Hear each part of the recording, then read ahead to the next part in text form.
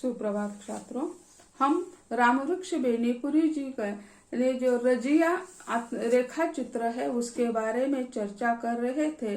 तो यानी जब रजिया ने कोई खरीदने के लिए शहर चली जाती है, उसी समय लेखक एक पान की दुकान पर पान खा रहे थे और उसी समय एक बच्चा आकर लेखक से कहता है कि वहाँ तुम्हें एक नारी बुला रही है।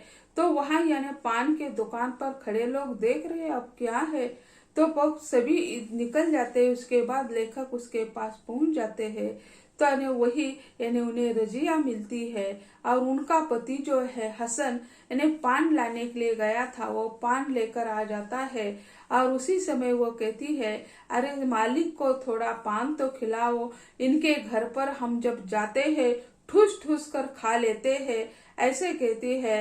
और वह यानी उसे हसन को पान लाने के लिए भेज देती है। जब हसन पान लेते चला गया, रजिया ने बताया कि किस तरह दुनिया बदल रही है। यानी वह हसन जो है स्वयं के लिए पान लेने के लिए गया था और फिर वह रजिया उन्हें फिर मालिक के लिए पान लाने के लिए भेजती है और उसी समय वह उन्हें उनके मालिक जो है उन्हें बताती है कि आजकल दुनिया कैसी बदल गई है और ये धंधा चलाना मुश्किल हो गया है। अब तो ऐसे गांव है जहाँ हिंदू मुसलमानों के हाथ से सौदे नहीं खरीदते। अब हिंदू चुड़ीहरनी है, हिंदू दर्जी है, इसलिए रजिया जैसे खानदानी पेशे वालों को बड़ी दिक्कत हो गई है। तो यानी आजकल यानी हिंदू चुड़ीहरनी भी हो गई है और हिंदू दर्जी भी हो गई है। इसी कारण यानी जैसे हम खानदानी पेशे वाले परंपरा से हमारा यह धंधा चलता है, हमें बहुत दिक्कत हो रही है। किंतु रजिया ने यह खुशखबरी सुनाई, मेरे गांव में है यह पागलपन नहीं और मेरी रानी तो सिवा रजिया के किसी दूसरे के हाथ से चूड़ियां नहीं लेती है। और उसी समय रजिया ने भी यह बताया कि यानी अलग अलग गांवों की स्थिति अलग अलग है, लेकिन तुम्हारे गांव की यह स्थिति उससे अलग है। तुम्हारी पत्नी तो हमारे सिवा यानी चूड़ियां लेती ही नहीं और तुम्हारे गांव की स्त्रियां यानी वह मुझसे ही यानी चूड़ियां खरीद लेती है। हसन का लाया पान खाकर जब मैं चलने का तैयार हुआ, वो पूछने लगी मेरा डेरा कहाँ है। तो उसी समय कई बार रजिया ने शादी के पहले भी माँ के साथ जब वह चूड़ियां खरीदने लिए पटना आती थे, उसी समय भी उन्होंने कहा था, पूछा था कि तुम कहाँ रहते हो, हम कब आएंगे तो आपसे मिलेंगे, लेकिन उन्होंने उसी समय भी पता नहीं बताया था। आज वो पूछती है कि तुम्हारा डेरा कहाँ है, यानी तुम कहाँ रहते हो, तुम्हारा पता कहाँ है। मैं बड़े पेशो पेश में पड़ा, डरिए मत मालिक, अकेले नहीं आऊंगी, वह भी रहेगा। तो वह चिंताग्रस्त हो गए। अब उन्हें वो पता बता देंगे तो वो घर आ जाएगी, लेकिन उनकी समस्या वह समझ गई, वो पहले से उसे जानती है। तो वो कहती है, डरिए मत मालिक, हम अकेले नहीं आएंगे, हमारे साथ हमारे हसन भी आएंगे। क्यों रे मेरे राजा, यह कहकर वह हसन से लिपट पड़ी। तो वह यानी हसन को कहती है, क्यों हम मालिक के घर नहीं जाएंगे, हाँ आप हमारे साथ नहीं आएंगे। पगली, यह शहर है शहर। हसन ने हंसते हुए उससे बाहें छुड़ाई और बोला, बाबू बाल बच्चों वाली हो गई है, किंतु इसका बचपना नहीं गया। तो उसे वह लिपट गई थी और उसे वह छुड़वाता है और कहता है, देखो मालिक, बाबूजी वह माँ बन चुकी है, बाल बच्चों की माँ बन चुकी है, लेकिन अब भी उनका वह बचपना नहीं गया है, इस तरह की हरकतें करती रहती है।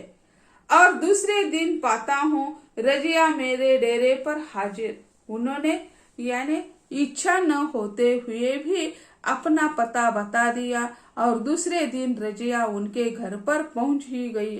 मालिक, एक चूड़िया रानी के लिए। तो वह क्या करती है, यानी शहर से पटना शहर से अच्छी चूड़िया खरीद लेती है और वो कहती है कि मालिक, यह चूड़िया रानी के लिए कहकर मेरे हाथों में चिड़िया रख दी और उनके घर पर चली गई और चिड़िया उन्होंने उसके पास दे दी और कहा, यह तुम्हारी पत्नी के लिए चिड़िया है। मैंने कहा, तुम तो घर पर जाती ही हो, लेती जाओ, वही दे देना। तो वो कहते हैं, मालिक, अरे तुम तो घर जाती है, मैं तो कभी छुट्टी पर घर चला जाता हूँ, लेकिन तुम तो घर पर जाती हो तो उसी समय दे देना तुम। वह कहती है, नहीं मालिक, एक बार अपने हाथ से भी पहना देखिए। तो वो कहती है, नहीं मालिक, एक बार तो आप उन्हें पहना दीजिए, कैसा दिखता है देखो तो जरा। वो खिलखिला पड़ी। तो वो कहती है, एक बार तो पहना कर देख लो। आप चिड़िया उन्हें पहना दीजिए और वो हंसती रहती है। और जब मैंने कहा अब इस उम्र में, तो वह हसन की ओर देखकर बोली, पूछे इससे, आज तक मुझे यही चिड़िया पहनाते हैं।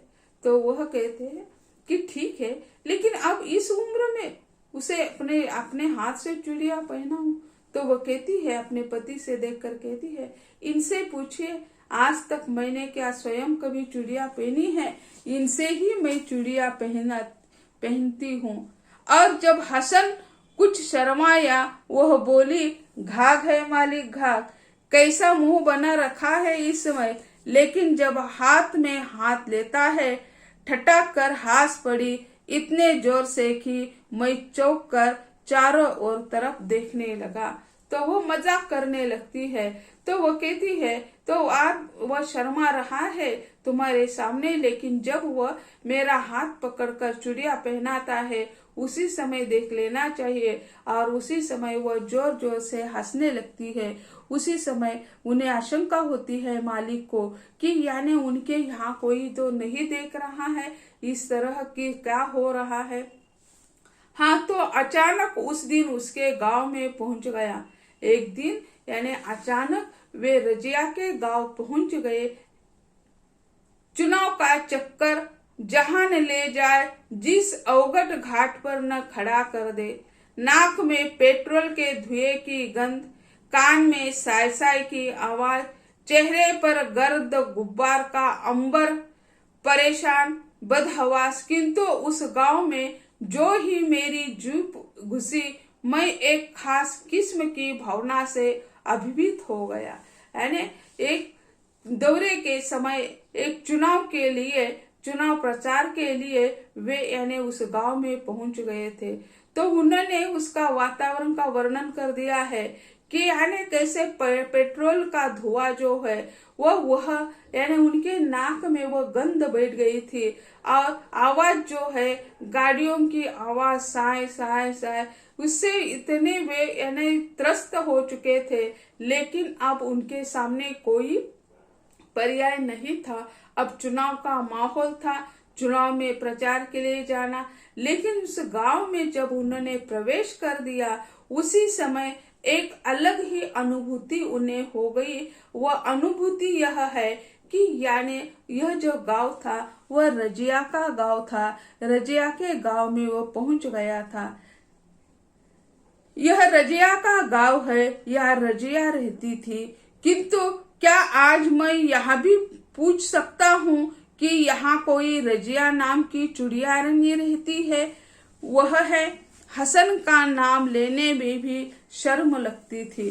यानी वह यानी कहाँ रहती है ये तो उन्हें पता नहीं था। अब बहुत दिन गुजर चुके थे, लेकिन अब पूछे कैसे, क्योंकि आज वे प्रचार करने के लिए एक नेता के रूप में आए हैं और एक चुड़ियाहारनी रजिया के बारे में पूछ रहे हैं, तो लोग शंका ले लेंगे। इसी कारण उनके मन में शंका निर्माण होती है कि अब क्या पूछे, कैसे पूछे इनसे कि हम क्यों आए हैं, यानी क्या पूछे हैं। या हसन का नाम लेकर भी पूछना उन्हें शर्म लग रहा है। मैं वहां नेता बनकर गया था। तो उनके मन में प्रश्न निर्माण होता है कि हाँ, मैं तो नेता बनकर आया हूँ और किसी चुड़ियाहारनी के बारे में पता पूछूं तो यह गजब का हो जाएगा। मेरी जय जयकार हो रही थी, कुछ लोग मुझे घेरे खड़े थे। है ना, लेखक कहते हैं कि मेरी जय जयकार हो रही थी, कुछ लोग मुझे घेर कर खड़े हो गए थे। जिसके दरवाजे पर जाकर पान खाऊं वह अपने ही बड़भागी समझेगा। जिसे दो बात कर लूंगा वह स्वयं चर्चा का एक विषय बन जाएगा।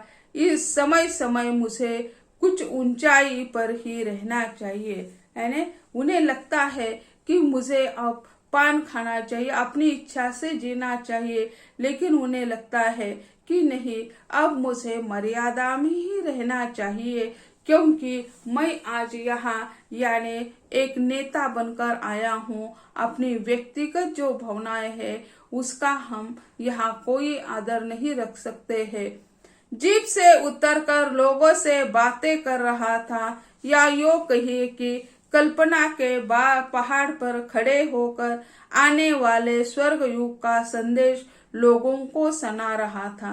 यानी जीप से उतरकर वहां के लोगों से, कार्यकर्ताओं से वे यानी बातें कर रहे थे, क्योंकि नेता लोगों का काम है लोगों को ठगाना, लोगों को आशा दिखाना, भविष्य के प्रति उन्हें आशाभूत करना।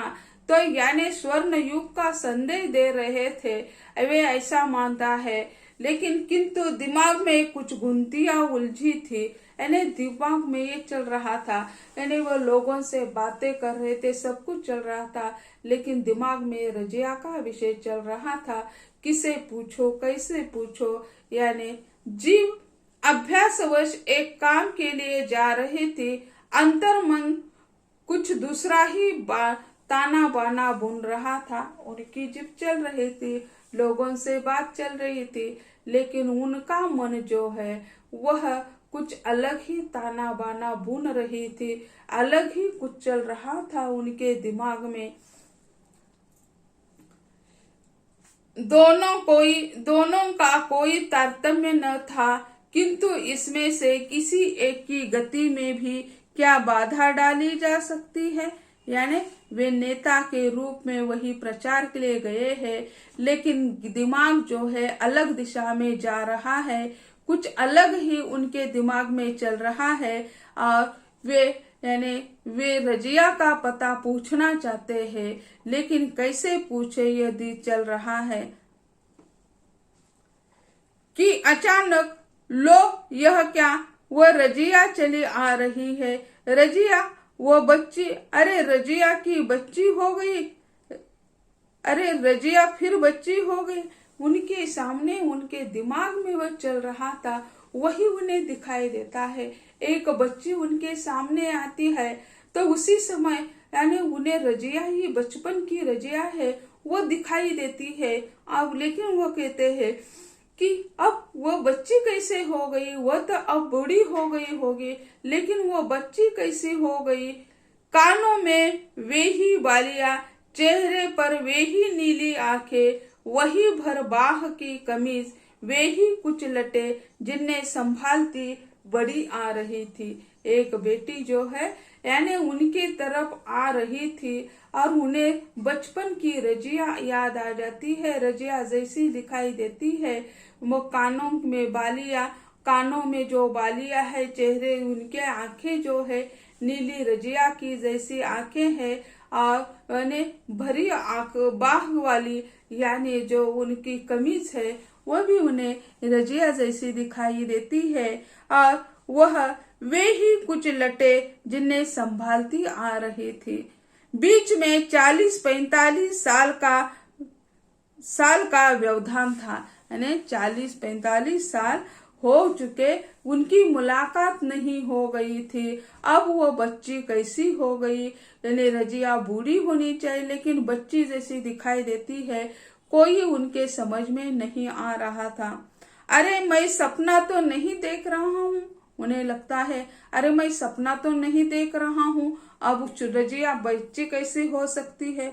दिन में सपना वो आती है, सब्बर ऐसी भीड़ में घुसकर मेरे निकट पहुंच जाती है। वो बच्ची यानी उनके पास सारे भीड़ को चीरते हुए यानी लेखक के पास आ जाती है और सलाम करती है और मेरा हाथ पकड़ कहती है, चलिए मालक मेरे घर। यानी वो उसे सलाम करती है और कहती है, चलिए मालिक मेरे घर चलिए। लेखक के समझ में नहीं आता, ये कौन बच्ची है, मेरे घर चलो ऐसे क्यों कह रही है, उसमें कुछ भी समझ में नहीं आता। दिमाग में चल रहा था। वे कहते हैं मैं दिन में सपना देख रहा हूँ, मैं तो प्रचार के लिए गांव आ गया हूँ और ये रजिया का सपना आज कैसे आ गया। तो यह अंतर मन में जो उनके यानी झगड़ा चल रहा था विचारों का, तो वही अंतर मन का पूर्ण विराम हो जाता है कि यह रजिया जैसी दिखती है, लेकिन वो रजिया नहीं है। वो उंगली पकड़कर कहती है, मालिक चलो हमारे घर चलो। तो छात्रों, आज हम यही रुकते हैं। अगले लेक्चर में अगले हिस्से के बारे में चर्चा करेंगे। धन्यवाद।